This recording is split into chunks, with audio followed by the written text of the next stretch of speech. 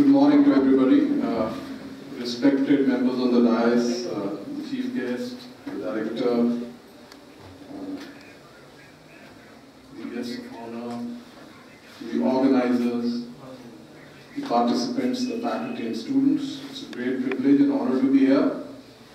Just as I entered today, I told Professor Jha, and I joined PEC as director in 2008. And within 2 or 3 months of my joining, he had called me over to, some short course was going on, and he had called me over to deliver a lecture.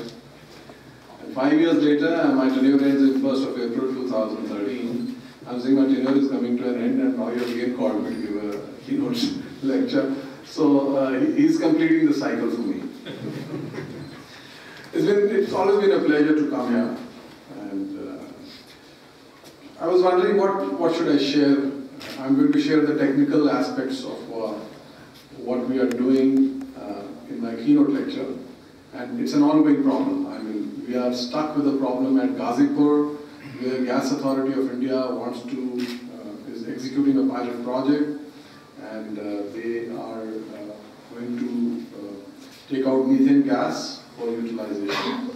And the slopes of Ghazipur landfill are very steep, and we are not being allowed to flatten the slopes, and the contract has already been awarded.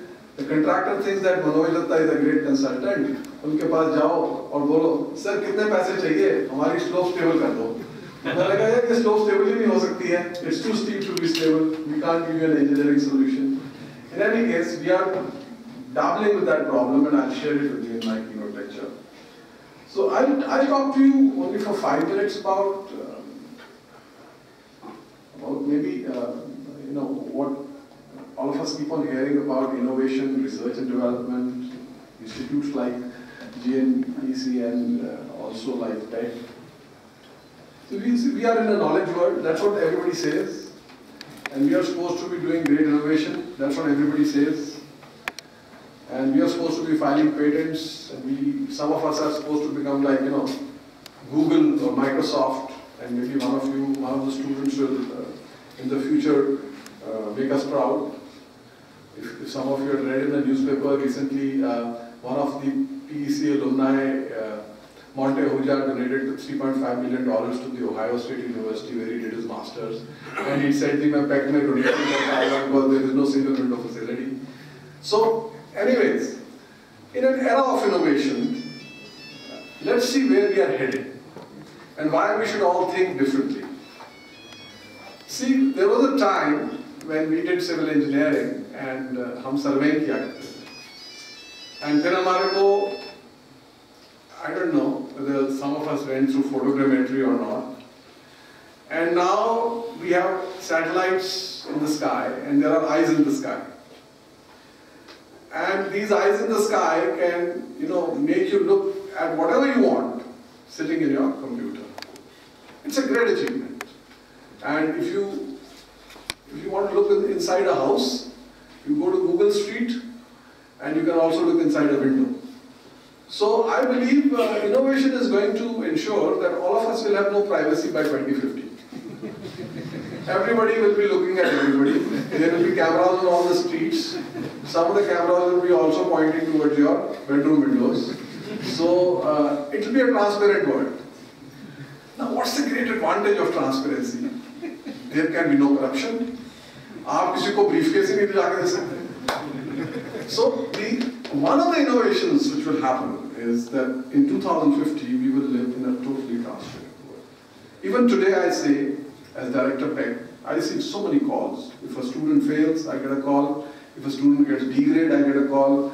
If a student has some problem, I get a call. So I have expressed my desire to the government that my office should be totally bugged. Means there should be a camera. My mobile should be bugged so that when any politician rings me up, it is recorded.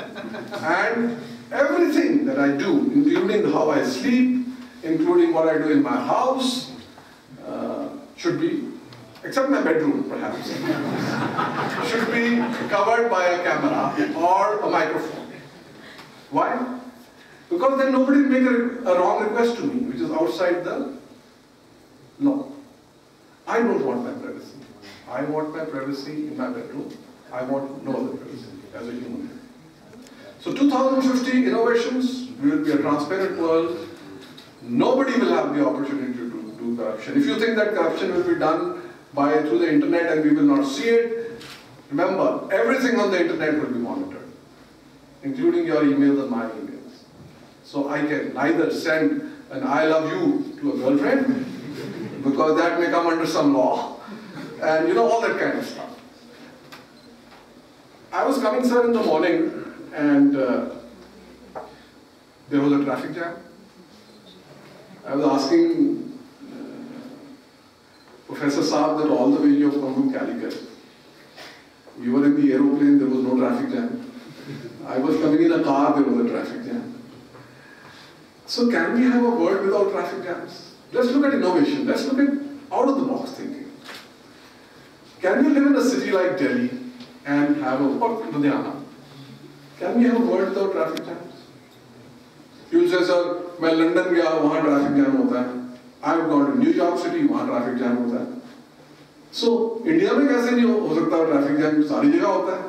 Developed world में भी होता है, तो India में क्यों ना हो?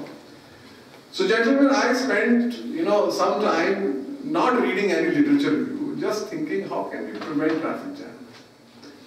And we have a Srivastava Saab, the developer, but he will never talk about developing multi-storied roads. So the fundamental flaw today in planning, fundamental flaw, is that we make roads and we make multi-storied buildings. What we need to do is to make multi-storied roads first and then make multi-storied buildings.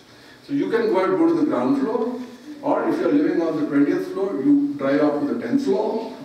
And if you're so the whole concept is wrong. The whole urban planning is wrong. You cannot build urban centers with roads on the ground. This is thinking out of the box.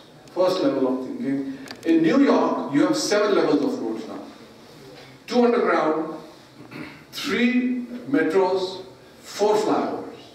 You have 7 levels of roads in New York.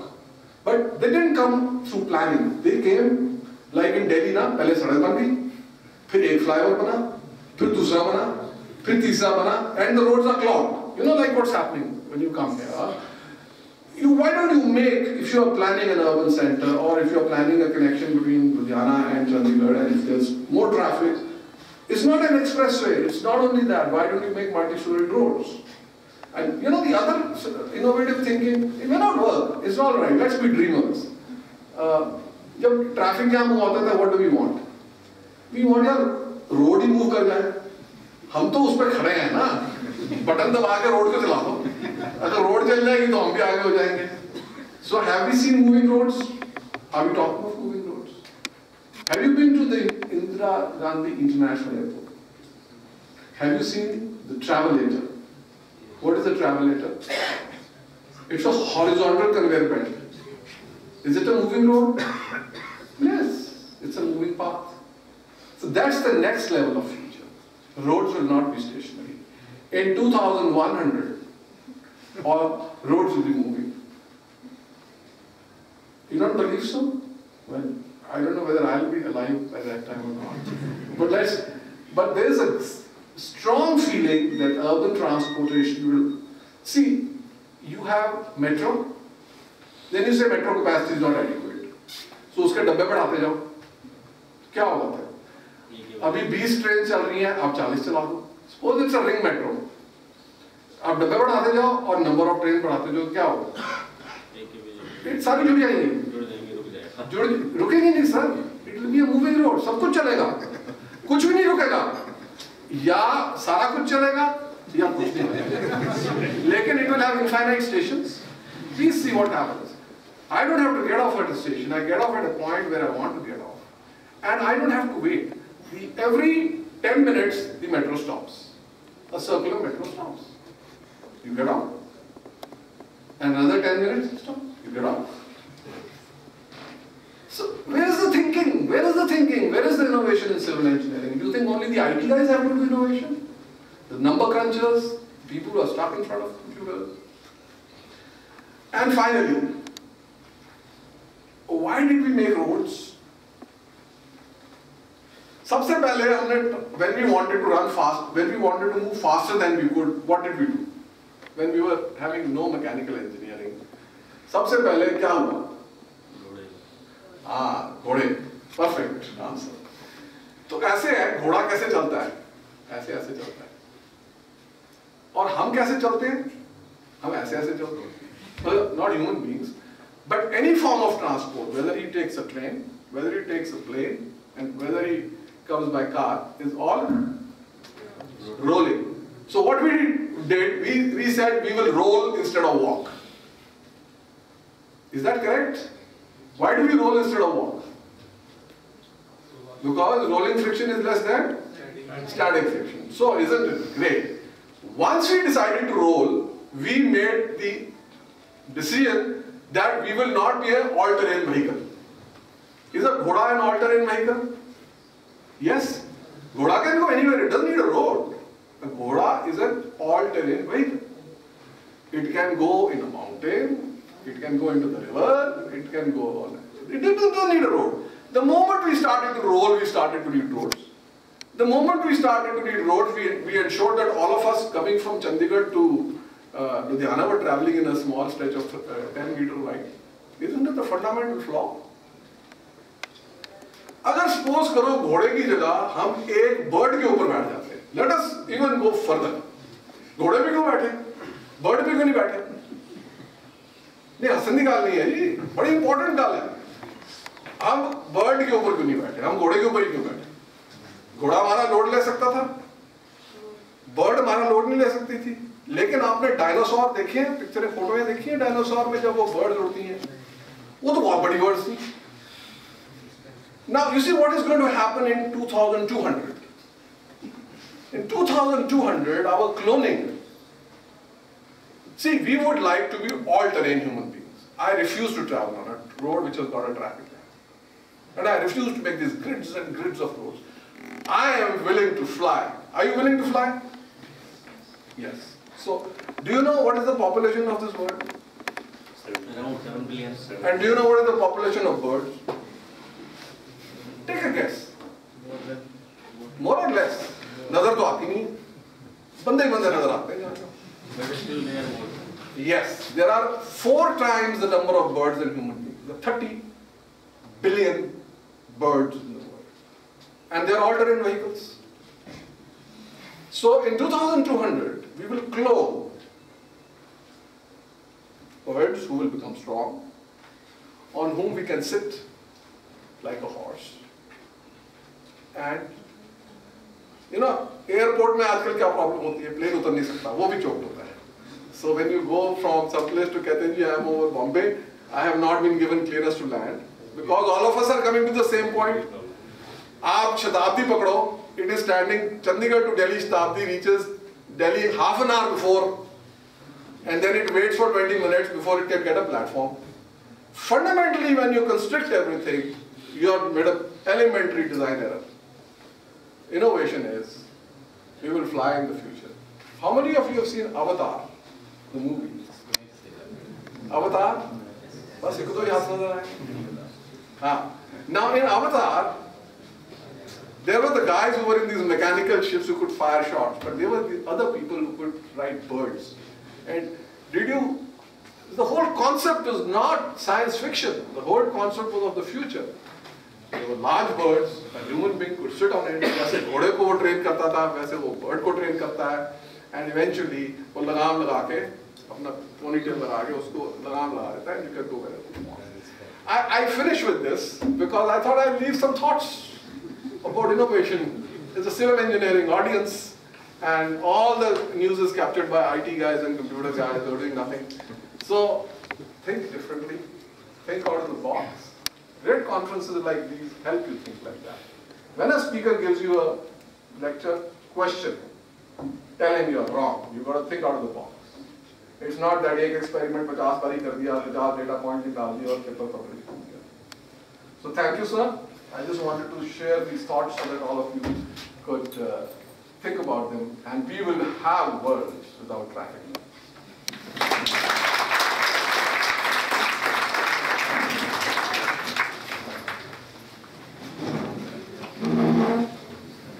for stimulating our thoughts.